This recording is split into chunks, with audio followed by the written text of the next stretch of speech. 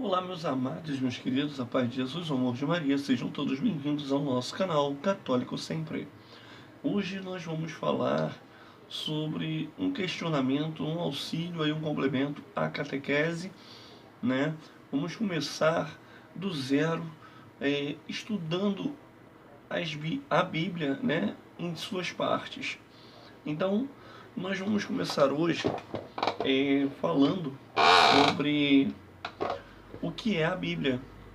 Nós vamos estar fazendo algumas coisas aí. Eu vou estar colocando aí na descrição algumas questões e pedindo a vocês para estarem respondendo, tá?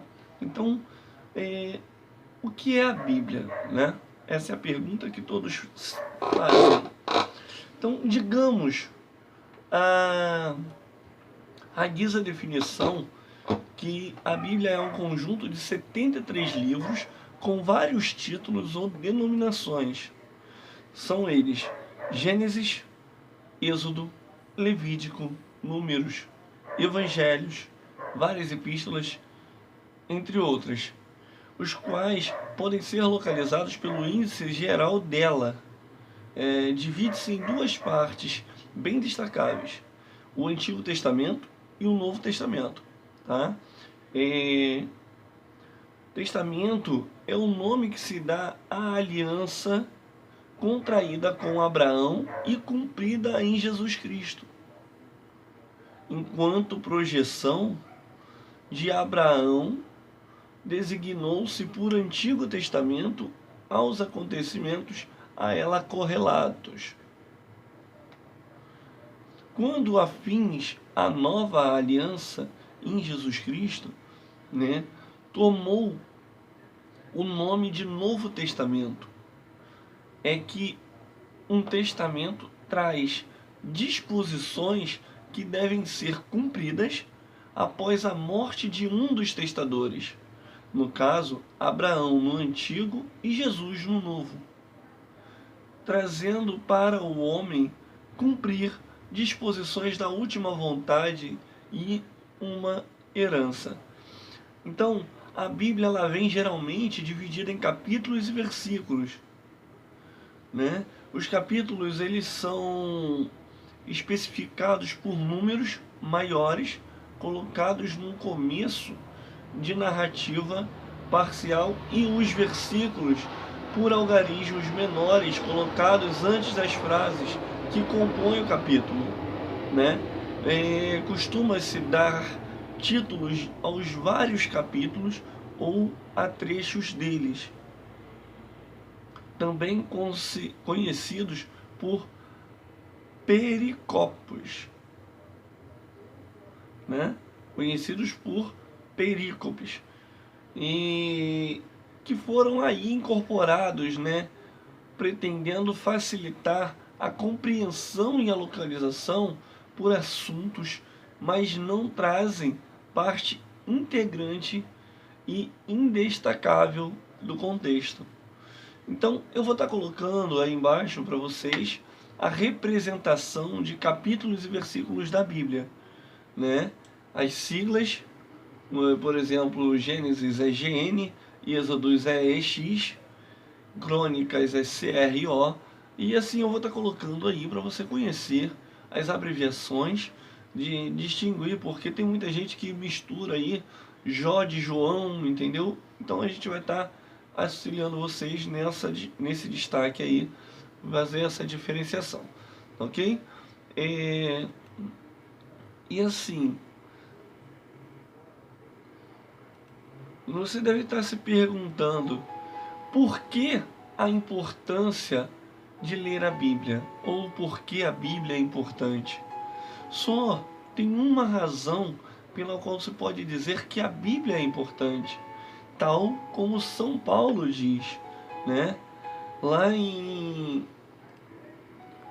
na carta de São Paulo aos Coríntios, na segunda carta de São Paulo aos Coríntios, capítulo 3, versículo do 13 ao 16, ele diz o seguinte: e não somos como Moisés, que punha um véu sobre o rosto, para que os filhos de Israel não vissem o final da glória, que se desvanecia. E assim, o entendimento deles ficou obscurecido, pois até o dia de hoje a leitura do Velho Testamento permanece o mesmo véu, não lhes sendo revelado que em Cristo ele é abolido. Até o dia de hoje, quando Moisés é lido, um véu está posto sobre o coração deles, contudo convertendo-se ao Senhor, é-lhe tirado o véu. Então, a Bíblia ela é importante por causa de Jesus Cristo. Porque sem Jesus Cristo, a Bíblia não passa de um dos livros ultrapassados que por aí existem nos museus ou em outros mitos de superstições ou fossilizados, né? Pode-se pretender que ele seja a palavra de Deus. E é mais uma palavra de Deus plenamente revelada por Jesus Cristo.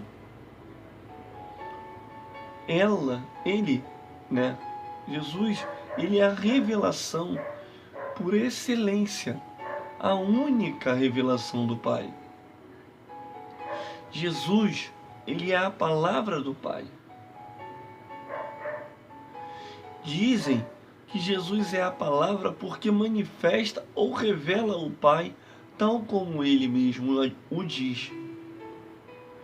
Mas lá em João, capítulo 14, versículo 9, João ressalta o seguinte: Jesus lhe disse: Felipe, há tanto tempo estou convosco e não me conheces? Quem me tem visto?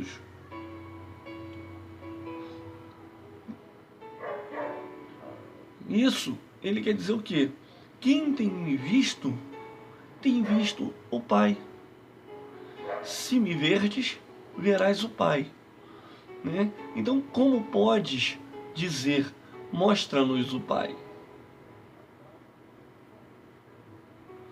Então, Jesus ali, ele questiona Filipe por ter pedido para Filipe, por Filipe ter pedido a Jesus para mostrar o Pai. Então ele ressalta e diz: há tanto tempo estou convosco e não me conheces? Quem me tem visto o Pai. Como pode dizer, mostra-me o Pai? Então, também Paulo e João o dizem sobre isso, né? Ele é a imagem do Deus invisível, o primogênito de toda criatura. Isso daí está escrito lá em acho que é Colossenses, capítulo 1, versículo 15, né? Peraí, deixa eu falar para vocês aqui exatamente, porque ele também, em João, capítulo 1, versículo do 1 ao 18, ele diz: no princípio era a palavra, e a palavra estava com Deus, e a palavra era Deus. Ninguém jamais viu a Deus. O Filho unigênito, que está no seio do Pai, é quem o deu a conhecer. Ou seja, Deus não se mostrou por completo. Ele enviou o seu único Filho para se mostrar misericordioso conosco. Essa é a função da palavra, né? Tornar conhecido o que ele significa. Caso um professor permaneça em silêncio perante um grupo de alunos, eles nada saberão de seu saber íntimo, pois sem a palavra nada se sabe. Quando ele começar a falar e fazer uso da palavra, passará a ser entendido e os alunos aprenderão o que ensina. Por aquilo que ele revelar, com a sua palavra. Ora, Jesus revelou o Pai, logo, Jesus é a palavra do Pai. Então, nós temos aí a revelação. Já ficou claro pela exposição que Cristo é a revelação única e definitiva, e que somente aquilo que transmitiu os apóstolos, que nos vem pela tradição e o magistério da igreja, pode-se dizer revelado, é que com a morte do último apóstolo terminou a transmissão oral da revelação, o que se conhece, por tradição, ficando apenas o que foi deixado por eles como depósito de fé.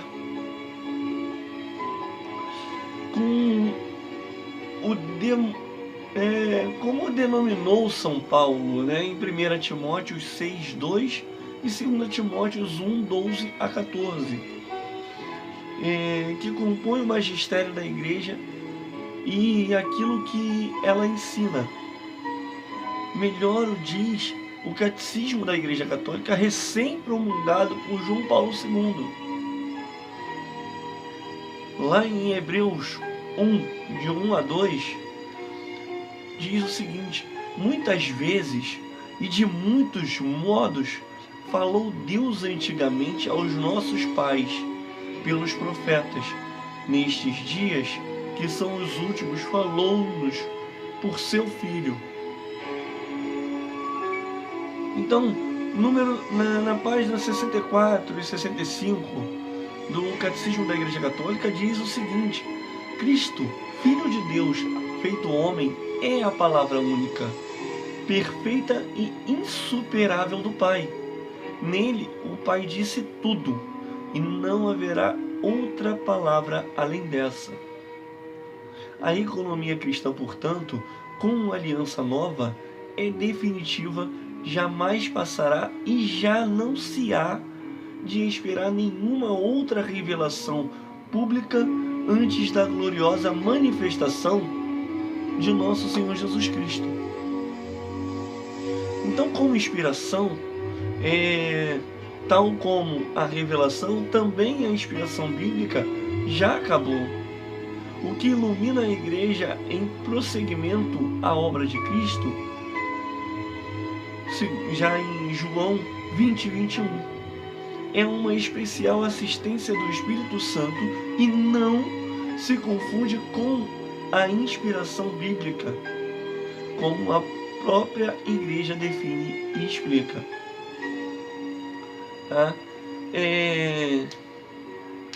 Em João 20:31 diz o seguinte: a verdade divinamente revelada que os livros da Sagrada Escritura contêm e apresentam, escritos sob a inspiração do Espírito Santo.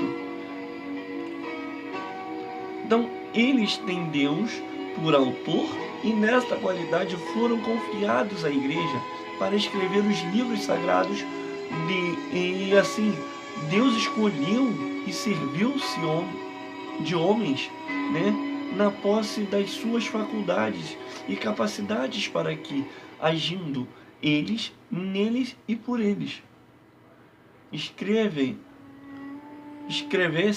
para que eles escrevessem como verdadeiros autores tudo aquilo e só aquilo que ele próprio queria.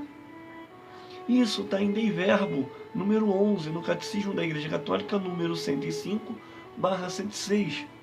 Então, por isso, a pregação apostólica que é expressa de modo especial nos livros inspirados devia conservar-se por uma sucessão contínua até a consumação dos tempos. Essa tradição oriunda dos apóstolos progride na Igreja sobre a assistência do Espírito Santo.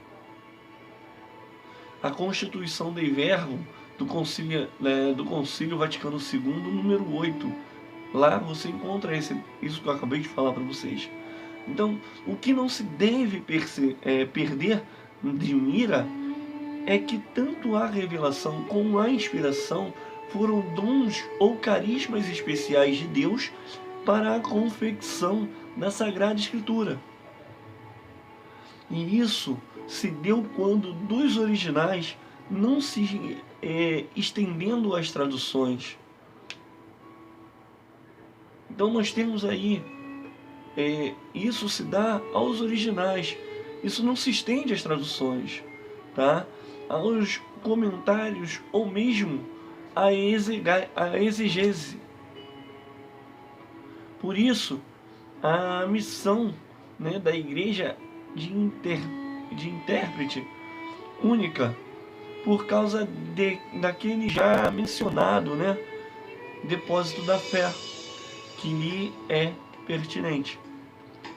Então, o depósito da fé contido na Sagrada Tradição e na Sagrada Escritura foi confiado pelos apóstolos à totalidade da igreja, apoiando-se nele o povo santo todo, unido a seus pastores. Então, persevera continuamente na doutrina dos apóstolos e na comunhão, na fração do pão e nas orações, de sorte que na conservação, no exercício e na profissão da fé transmitida, se crie uma singular unidade de espírito entre os bispos e os fiéis. Isso está no capítulo 84 do Catecismo, ou na página 84 do Catecismo, né?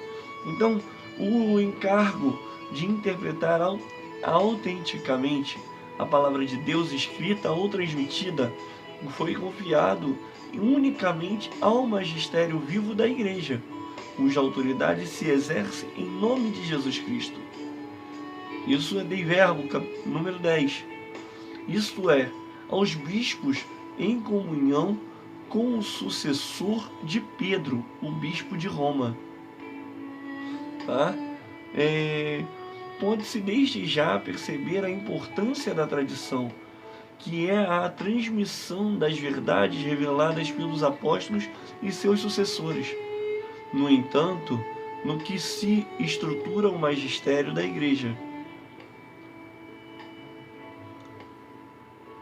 Cristo não é um fundador, né, de uma nova religião.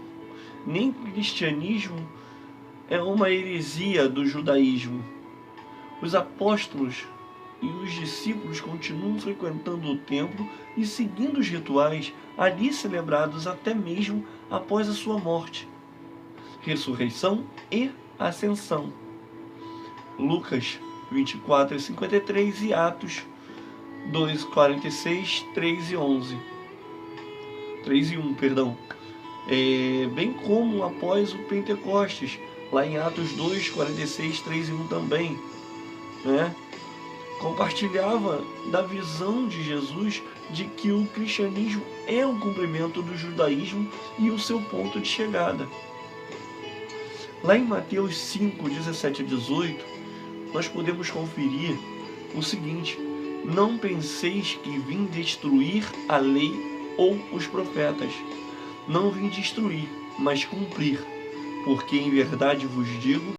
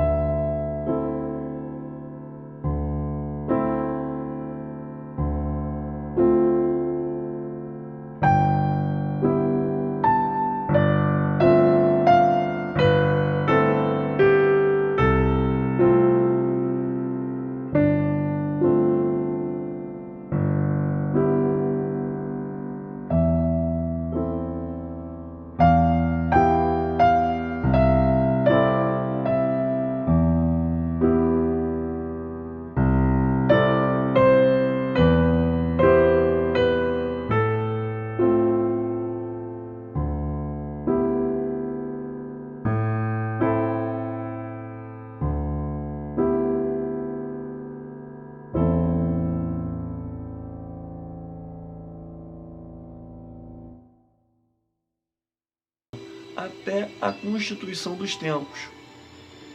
Essa tradição oriunda dos apóstolos progride na Igreja sobre a assistência do Espírito Santo.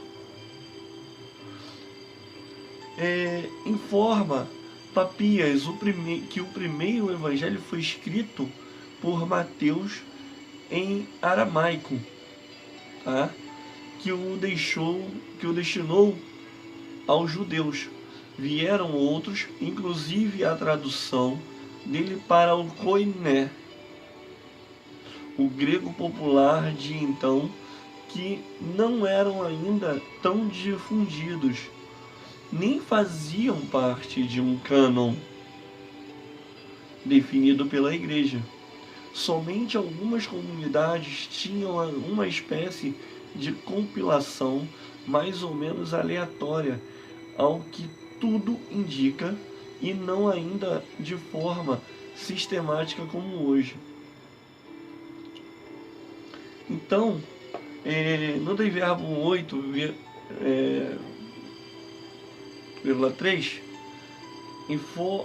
nós temos aí dizendo que foi a tradição apostólica que levou a Igreja a discernir quais os escritos que deveriam ser enumerados na lista dos livros sagrados. Então essa lista ela é denominada cânon das Escrituras. Comporta para o Antigo Testamento 46 livros.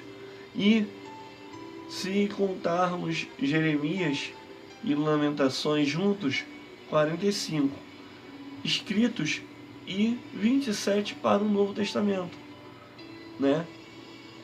Então, nós temos aí o Antigo Testamento: Gênesis, Êxodo, Levítico, Números, Deuteronômio, Josué, Juízes, Rute, os 2 livros de Samuel, os 2 livros de Reis, os 2 livros de Crônicas, Esdras e Neemias, Tobias, Judite, Ester, os 2 livros de Macabeus, Jó, os Salmos, os Provérbios, o Eclesiastes, ou Coelet, o Canto dos Cânticos, a Sabedoria, o Eclesiástico, ou Siracina, Isaías, Jeremias, as Lamentações, Baruque, Ezequiel, Daniel, Oséias, Joel, Amós, Abdias, Jonas, Miqueias, Naum, Abacuque, Sanfonias, Ageu, Zacarias, Malaquias. Esses são o Antigo Testamento. Já para o Novo Testamento, nós temos aí os Evangelhos de Mateus, de Marcos, de Lucas e de João, os Atos dos Apóstolos, as Epístolas de São Paulo aos Romanos, a primeira e segunda aos Coríntios, aos Gálatas, aos Efésios, aos Filipenses e aos Colossenses, a primeira e a segunda aos Tessalonicenses, a primeira e a segunda a Timóteo, a Tito, a Fílemon, a Epístola dos Hebreus, ou melhor, a Epístola aos Hebreus, né? A Epístola de Tiago, a primeira e a segunda de Pedro, as 3 Epístolas de João, a Epístola de Judas e o Apocalipse para o Novo Testamento. Então, esses são os Novos Testamentos, né? Essa sequência toda está no Catecismo da Igreja Católica, na página 120. Da mesma forma que, então, porque inexiste, para os católicos ainda hoje, só a Bíblia não é nem pode ser um único fundamento para a fé. Eis que não se partiu dela para o que se crê. O que nela se compôs foi o então ensinado pelos apóstolos. Por isso, fundamental ainda lhes é o conjunto formado por tradição, magistério e escritura. Fica, portanto, claro que, segundo o sapientismo, plano divino da Sagrada Tradição, a Sagrada Escritura, o magistério né? A Sagrada Escritura e o magistério da Igreja estão de tal maneira entrelaçadas e unidas, né, que um não tem consistência sem os outros, e que juntos, cada qual a seu modo, sob a ação do mesmo Espírito Santo, contribuem eficazmente para a salvação das almas. Isso está na Constituição Dogmática Dei Verbo número 10. Tá? Então, para a gente encerrar, eu vou falar mais um pouco aqui. Nós vamos falar agora sobre algumas regras práticas, né? Feitas essas observações preliminares, é fundamental que todo estudioso da Bíblia, algumas regras práticas que iremos apresentando à medida do desenvolvimento do curso, né, que nós vamos começar agora. A primeira delas é a de se deslocar abstratamente ao tempo em que foi escrito o livro que se estuda ou se lê. Se teletransporte para o que você está lendo. Se imagine naquele momento, né? Não se analisando o que está escrito com um aculturamento atual, mas procurando entender bem o que se escreveu com a mentalidade do então, de então. Outra delas é que os títulos e subtítulos e a divisão em capítulos e versículos não fazem parte do escrito em si. Não são inspirados, mas foram idealizados em princípios deste segundo milênio da nossa era para facilitar a localização, bem como a leitura, e de acordo com a divisão vigente por assunto ao tempo do Criador do sistema. Por isso mesmo, nem sempre um capítulo encerra um assunto, como acontece com um livro moderno, podendo-se encontrar a conclusão dele mais adiante ou em local diverso. Além de tudo isso, é de se considerar que a Bíblia forma uma unidade total de doutrina, coerente e religiosamente muito lógica. E não se há de esquecer a necessidade de sempre recorrer ao ensino da Igreja, que com seu depósito ilumina a interpretação doutrinária dos textos difíceis. Não é possível se dar ao luxo de interpretações particulares, por mais sábias que nos possam parecer. Isso está em 2 Pedro, né, de capítulo 1, versículos 20 e 21. Assim é de se ler a Bíblia tal como foi ela escrita e não como se gostaria que tivesse sido composta. Qualquer originalidade pode lhe redundar uma falsificação grosseira, mesmo uma simples entonação de voz que se busca interpretar. As Escrituras foram escritas ao bafejo do Espírito Santo e não lhe pode ser atribuída qualquer contradição entre os vários livros que a compõem. Só o Espírito Santo é o intérprete do que inspirou pelo que Jesus fez da sua igreja o único depósito da fé. Então, em João, capítulo 14, versículo dos 16 ao 20, mais o 26, diz o seguinte: Eu rogarei ao Pai, e ele vos dará outro paráclito, em que fique convosco para sempre, a saber, o Espírito da verdade, o qual o mundo não pode receber, porque não o vê nem o conhece, mas vós conheceis, porque ele habita convosco e estará entre vós. Naquele dia conhecereis que estou em meu Pai, e vós em mim, e eu em vós. Mas o Paráclito, o Espírito Santo, a quem o Pai enviará em nome, esse vos ensinará todas as coisas e vos fará lembrar de tudo quanto eu vos tenho dito, né? Então, ainda em João capítulo 16, versículos do 12 a 15, ele ainda diz o seguinte: ainda tenho muito que vos dizer, mas vós não o podeis suportar agora. Quando vier, porém, aquele Espírito da verdade, ele vos guiará a toda a verdade, porque não falará por si mesmo, mas dirá o que tiver ouvido, e vos anunciará coisas virtuosas. Pelos trechos que vocês puderam, ouvir agora, podemos ver que o próprio Jesus diz que seria o Espírito Santo quem vos ensinaria, ou seja, vos ensinará todas as coisas e vos fará lembrar de tudo quanto eu vos tenho dito.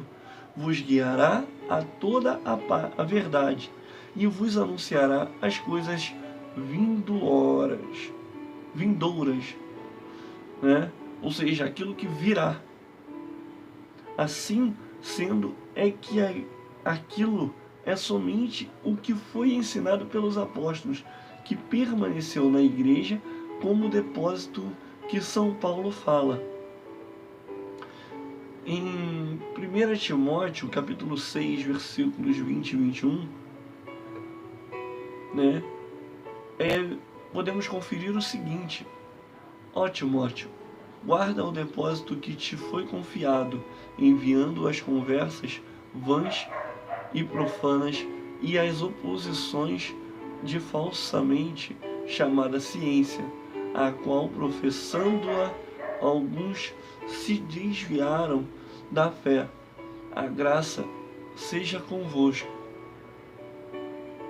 Ainda, na 2 Timóteo, capítulo 1, versículo 12 a 14, podemos conferir também o seguinte: por esta razão sofro também estas coisas, mas não me envergonho, porque eu sei em quem tenho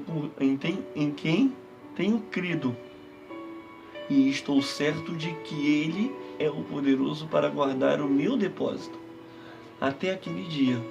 Conserva o modelo das sãs palavras que de mim tens ouvido, na fé e no amor que há em Cristo Jesus. Guarda o bom depósito com o auxílio do Espírito Santo, que habita em nós. Ainda, quando Jesus estabelece o primado de Pedro, deixa clara a autoridade dele e dos apóstolos com ele, quando lhes dá o poder de ligar e desligar. Eis que estará sempre presente no meio deles. Então Jesus disse a Pedro, isso está em Mateus 16, versículos 17 a 19. Então ele diz assim a Pedro: disse-lhe Jesus: bem-aventurado és tu, Simão Bar-Jonas, porque não foi carne e sangue que te revelou, mas meu Pai que está no céu. Pois também eu te digo que tu és Pedro, e sobre esta pedra edificarei a minha igreja, e as portas do inferno não prevalecerão contra ela. Dar-te-ei as chaves do reino dos céus, e o que ligares, pois na terra, será ligado nos céus, e o que desligares na terra, será desligado nos céus. E a todos os apóstolos, juntamente com Pedro ali reunidos, Jesus, revela, assim, Mateus demonstra, nos mostra o que Jesus revela para todos eles. Em verdade vos digo, isso está em Mateus 18 ao 20, capítulo 18, versículos do 18 ao 20. Em verdade vos digo, tudo quanto ligardes na terra será ligado no céu, e tudo quanto desligardes na terra será desligado no céu. Ainda vos digo mais: se 2 de vós na terra concordarem acerca de qualquer coisa que pedirem, isso lhes será feito por meu Pai, que está no céu. Pois aonde se acham 2 ou 3 reunidos em meu nome, aí estou eu no meio deles. Então, além disso, essa sua presença entre os apóstolos fica mais clara e eficaz ainda quando diz que estarei convosco todos os dias até a consumação dos séculos. É que bastaria ter dito estarei convosco, mas acentua acrescentando todos os dias, e ainda ratifica até a consumação dos séculos. Confirmando tudo isso, vai Marcos nos informar que quem crer na pregação da igreja e for batizado será salvo, mas quem não crer será condenado. Ora, quando Cristo afirma ser condenado, quem não crê na pregação é afirmar a infalibilidade da pregação e a eficácia da assistência do Espírito Santo. E quando o diz aos apóstolos, somente dilo à igreja, depositária do que ensinaram. Lá em Mateus 28, capítulo 28, versículo 18 ao 20, podemos conferir que, e aproximando-se Jesus, falou-lhes dizendo: foi-me dada toda a autoridade no céu e na terra. Portanto, ide, fazei discípulos de todas as nações, batizando-os em nome do Pai, do Filho e do Espírito Santo, ensinando-os a observar todas as coisas que eu vos tenho mandado. E eis que eu estou convosco todos os dias até a consumação dos séculos. Aí em Marcos, capítulo 16, versículo 15 ao 16, ele ainda complementa: e disse-lhes: ide por todo mundo e pregai o evangelho a toda criatura. Quem crer e for batizado será salvo, mas quem não crer será condenado. Lá em Lucas 24, capítulo 24, versículos 27, 44 a 45, diz o seguinte: 44 e 45, perdão. Diz o seguinte: e, começando por Moisés e por todos os profetas, interpretou-lhes em todas as escrituras o que a ele dizia a respeito. Era preciso que se cumprisse tudo o que está escrito sobre mim na lei de Moisés, nos profetas e nos salmos. Então abriu-lhes a mente para que entendessem as escrituras.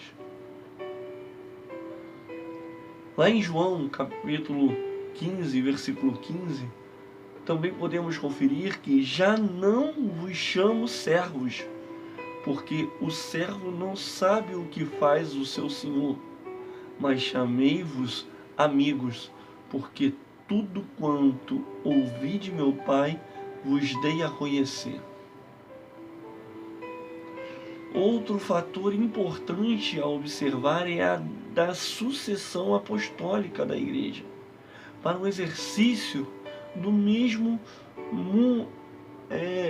munus, com os mesmos dons apostólicos, né? Também ratificado na Escritura. E lá em Atos, capítulo 1, versículo 16 a 22, nós podemos conferir que o seguinte conteúdo: irmãos, convinha que se cumprisse a Escritura que o Espírito Santo predisse pela boca de Davi acerca de Judas, que foi o guia daqueles que o prenderam a Jesus, pois ele era contado entre nós e teve parte neste ministério. É necessário, pois, que dos varões que conviveram conosco todo o tempo em que o Senhor Jesus andou entre nós, começando desde o batismo de João até o dia em que entre nós foi levado para cima, um deles se torne testemunha conosco da sua ressurreição. Por outro lado, também São Paulo afirma que Tiago, Pedro e João são colunas da igreja. Ora, esse fato corrobora a existência, de hierarquia no colégio apostólico, até mesmo ao tempo de Cristo. Eis que somente eles foram testemunhas de alguns acontecimentos importantes, tais como a ressurreição da filha de Jairo, a transfiguração, a agonia do Monte das Oliveiras, e recomendados ao silêncio a respeito até a ressurreição, o que evidencia o motivo de serem considerados colunas. Ambas, a sucessão e a hierarquia, evidenciam a presença da sucessão apostólica, caracterizando a autenticidade do colégio apostólico católico e do depósito da fé. Lá em Mateus 28, versículos 19 e 20, diz o seguinte: E aproximando-se, Jesus falou-lhes, dizendo: Foi-me dada toda a autoridade no céu e na terra. Portanto, ide, fazei discípulos em todas as nações, batizando-as em nome do Pai, do Filho e do Espírito Santo, ensinando-os a observar todas as coisas que eu vos ordenei. E eis que eu estou convosco todos os dias até a consumação dos séculos. Outra observação que se deve fazer num começo de estudo da Bíblia é com base na já mencionada coerência que deve ter tudo o que se deduz com a totalidade dela, onde a necessidade de sintonia das conclusões com todo o seu conteúdo. Sempre se buscará por isso confirmação na própria Bíblia daquilo que se concluiu ou se encontrou, ou também no magistério da Igreja, detentora da tradição, a única intérprete autorizada por Cristo, como acima se viu, ou como você pode ter escutado, durante esse nosso vídeo, nossa reflexão.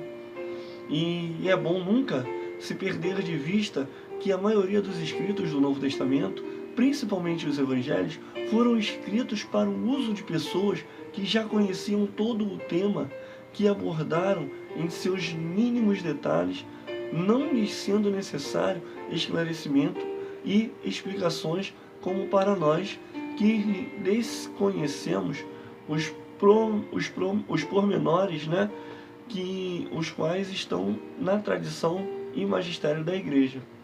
Então, é isso que eu tenho para falar com vocês hoje. Essa é a nossa primeira reflexão, nosso primeiro estudo da Bíblia. E eu vou deixar aqui embaixo para vocês umas questões, e vocês respondam colocando a numeração delas e a resposta, tá? Quero essa dinâmica com você. Não se esqueça de se inscrever no nosso canal, ajude a compartilhar, assim como disse Jesus lá em Mateus, e depois fazei discípulos de todas as nações, ensinando-os a observar todas as coisas que eu vos ordenei. Então, Deus nos ordena a mostrar tudo aquilo que nos foi ensinado.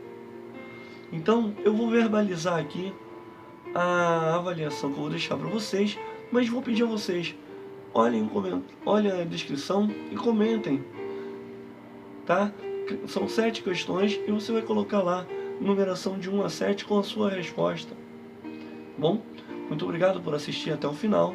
Sejam todos bem-vindos ao nosso canal e que Deus nos abençoe em nome do Pai, do Filho e do Espírito Santo.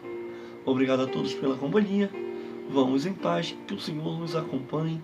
Demos graças a Deus. Então, é isso. Eu deixo para vocês o que é a Bíblia, como seria a representação de Gênesis, capítulo 25, para se ler do versículo 1 até o 15, saltar para o 29 e ler até o 34, letra C. A Bíblia é importante? Por quê? É certo dizer que Jesus é a palavra? Por quê? Existe alguma revelação nova nos dias atuais? Explique. A inspiração é faculdade ou dom de todas as pessoas? Explique. Cada um pode interpretar autenticamente a Sagrada Escritura? Explique. Então fica aí essas questões. Espero seus comentários e nos ajude aí, tá bom? Muito obrigado a todos pela participação.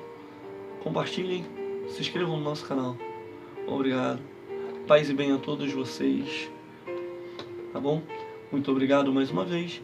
Que o Senhor os abençoe.